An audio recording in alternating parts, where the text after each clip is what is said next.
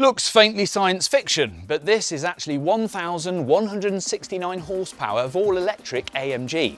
Say hello to the Mercedes-AMG GT 4-door Coupe and fire up the axial flux motors.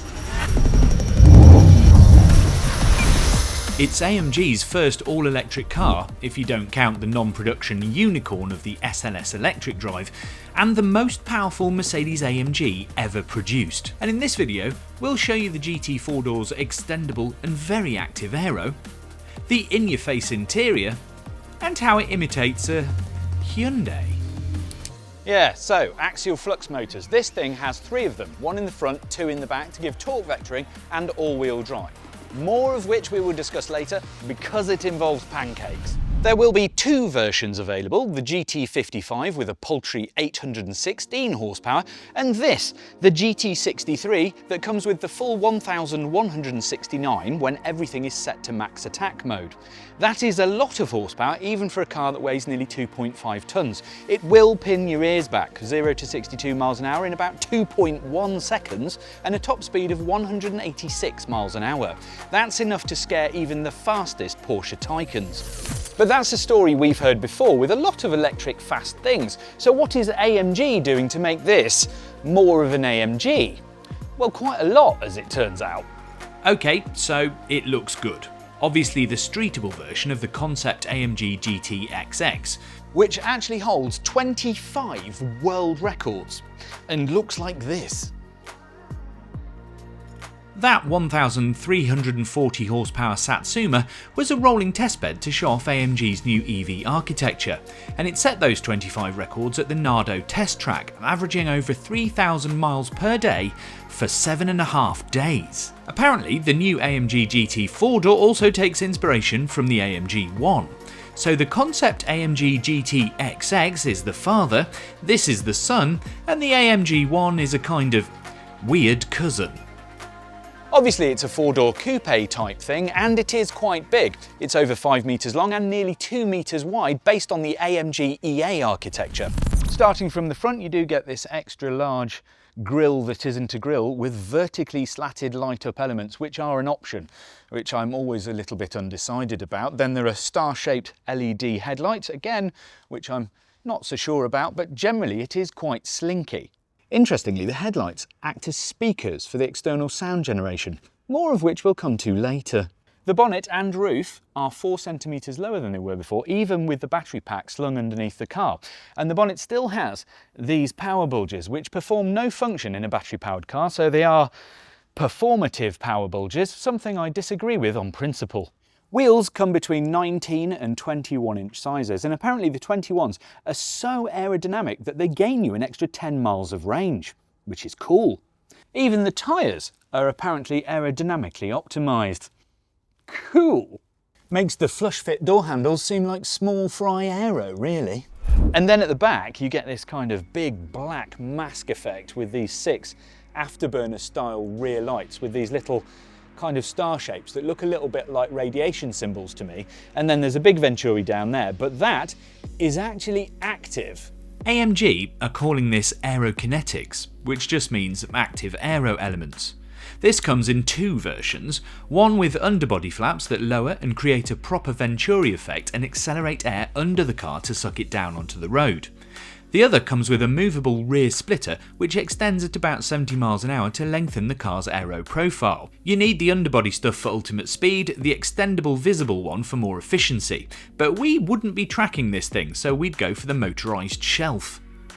And then there's the active rear spoiler, which alters angle depending on what type of driving you're doing to keep the car ultra stable, whether that be high speed or more dynamic behaviour, aka hooning.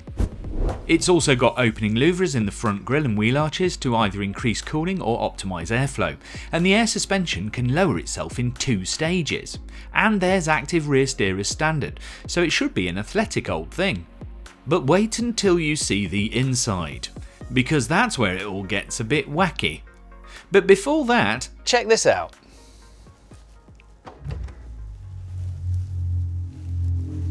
it actually makes quite a lot of noise. Now, I've actually driven a car that did stuff like this several years ago. It was called the GLC 4x4 Squared. But it does go to show that Mercedes-AMG have been thinking about noise for quite a long time.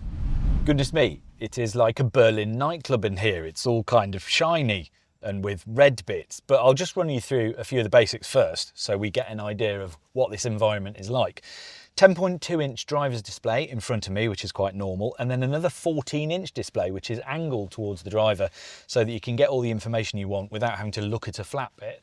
Then there's another 14-inch display for the passenger to do whatever passengers are going to do. Notice that the air vents are actually integrated into the glass portion, so it's all of a piece. This is an entirely glass dash, which is slightly overwhelming. There is a lot of screen in this car. Then you get a carbon fibre steering wheel, which has some steering wheel buttons on it, and then the paddles behind, which, if you hold both of them backwards for long enough, you'll get the boost mode, which gives you the full 1,169 horsepower. Ambiently, this car runs a little bit less, but when you need that extra shove, hold those back. It's like Knight Rider. You just go for boost. Then on the bottom here, you've got two rotary controllers, which have screens in the middle, and they're push buttons, so you can rotate and turn on different modes, or press them and then it changes different things. So on here we can have the traction control, the damping control, the noise and the spoilers, you know, all the different bits and bobs. In the middle you have twin wireless charging, which is cooled, and then cup holders, and then a little bit of space back here with more charging. Interestingly, you can have lots and lots of different options, but this car comes as standard with a photochromatic panoramic roof, so that makes the interior quite a lot lighter, which you can change to have all sorts of different designs on. But this car has the optional lightweight carbon roof, which makes it feel quite dark. Although when you sat in the car, it feels quite compact. It's actually quite long and quite wide, but it doesn't feel like a massive vehicle. Now, the old one was based on the E-Class architecture, but because this is a new platform, it actually feels quite low and compact and nice, and actually the seats are really comfy. But the big thing that we have here is lots and lots of modes. Now, it has all the normal modes like eco, wet, slippery, all those kind of things, sport and sport plus. But after that, you can actually configure this car, because it's got 3 motors, with much more kind of clarity and precision. And that's down to these 3 knobs here, called the AMG Race Engineer Control Unit. Now, that's 3 buttons which you can feel, so you don't have to look at a screen to change. And this first one is the response button.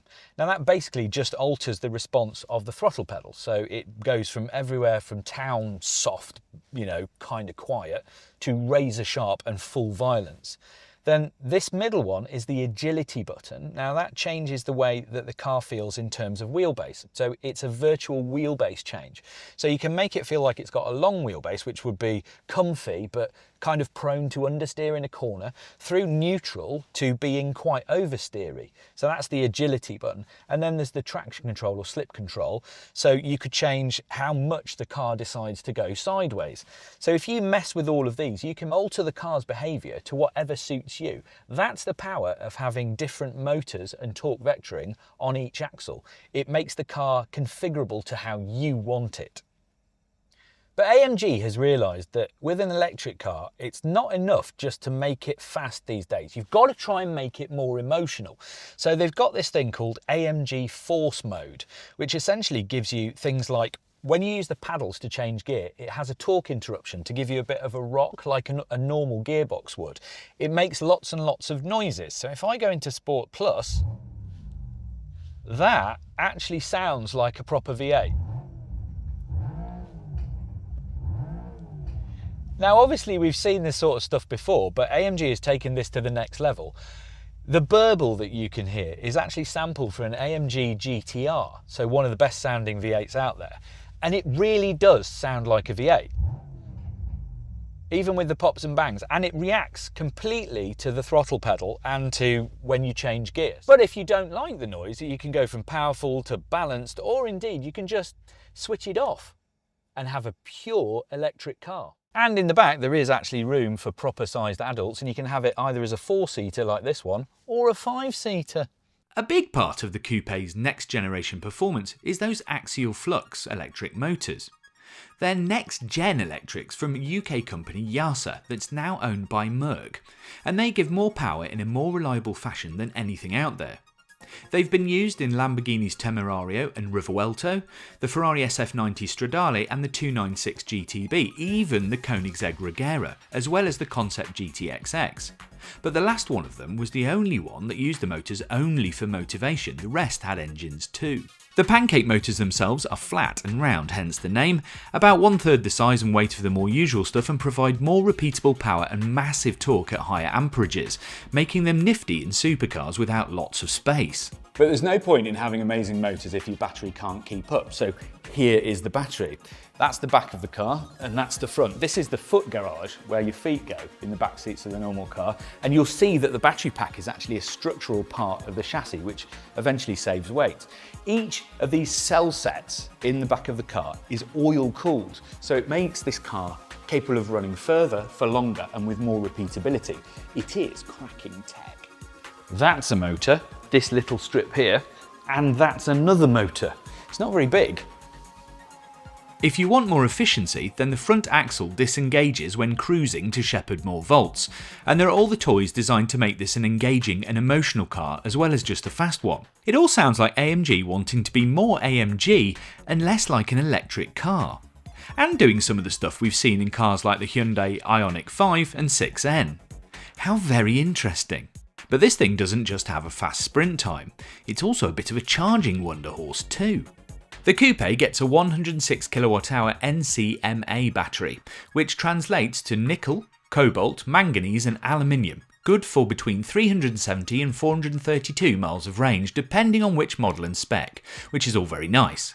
But find a big enough charger and the EV will charge at 600 kilowatts on its 800 volt architecture, meaning 10 to 80% state of charge in just 11 minutes. That's 268 miles added in 10, enough for at least 4 more hours of driving. Future-proof charging, even if finding a 600 kilowatt charger is harder than getting an appointment with a chicken dentist. As mentioned, the clever battery oil cooling plays a huge part here. It's up to 4 times more efficient than the usual gear, meaning the GT Coupe can run higher currents. Which makes it even more weird when the standard AC charging is only 11 kilowatts. But you can't have everything. Prices haven't yet been announced for the GT 4-door coupe, but imagine it to be largely in line with the last model, plus maybe a little bit more. I'll reserve judgment till I finally drive this thing, but upon first contact, I think this has an intentional identity. It's a little bit wacky and I really quite like it. But what are your first impressions? Let me know in the comments.